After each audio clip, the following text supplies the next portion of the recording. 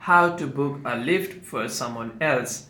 First, you want to simply open the Lyft application, and inside the Lyft app, what you want to do is you want to simply tap on this "Where are you going" option first, and by doing so, you'll be able to enter your destination over there. Once you have entered your destination over there, if you find the option called "Ride for someone else" over here, you want to simply tap on that option. However, if that option is not available on your version of the application, what you can do is you can simply tap on this edit option over there, and by doing so, you'd be able to change your location or the pickup location over here.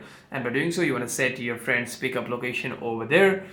And once you have done so, you want to simply click on request Lyft. After that,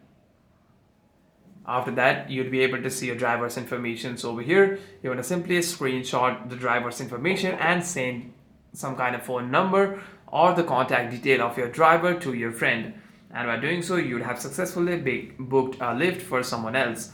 Hope this video was helpful, and if you have any further questions, make sure to leave a comment down below.